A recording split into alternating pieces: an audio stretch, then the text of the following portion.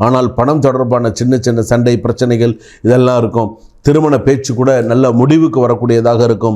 பாசிட்டிவான விஷயம் பார்த்திங்கன்னா அதிர்ஷ்டத்தின் உச்சம் சொல்லலாம். நெகட்டிவான விஷயம் உடல்நிலை பிரச்சனைகள், மார்பு சளி, மார்பு சம்பந்தப்பட்ட அதாவது மூச்சு விடுறதில் கஷ்டம், தைராய்டு ப்ராப்ளம், நரம்பியல் பிரச்சனை இதெல்லாம் இருக்கிறதுக்கான வாய்ப்புகள் இருக்குது. சில பேர் பார்த்திங்கன்னா சைக்காட்ரிஸ்ட் கிட்டலாம் போகக்கூடிய சூழ்நிலைகள் வரும். இது எல்லாமே இருக்குது.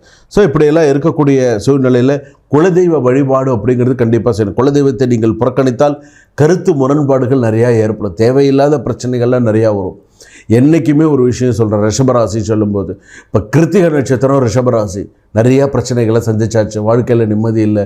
இவங்க வாழ்க்கையில் ராகு தசை வந்துட்டு போயிருக்கும். லைஃப்பில் நிறையா கஷ்டங்களை அதே போல் ரோகிணி நட்சத்திரம் ரிஷபராசி நிறைய ஏதோ கொஞ்சம் அப்படியே இருந்துக்கிறாங்க அப்படின்னு தான் சொல்லணும். அந்த மாதிரி ரோகிணி நட்சத்திரம், மிருகசீரிஷ நட்சத்திரம் ரிஷபராசி லைஃப் போயிட்டு இருக்கு. மிருகசீரிஷ நட்சத்திரம்னு சில பேருக்கு இந்த ராகு தசை நடந்துட்டு இருக்கு. ராகு தசை பாதிப்பு அப்படின்னு சொன்னால் தேவையில்லாத மான அவமானங்களை நிறைய சந்திக்க வைக்கக்கூடிய சூழ்நிலைகள் வரும்.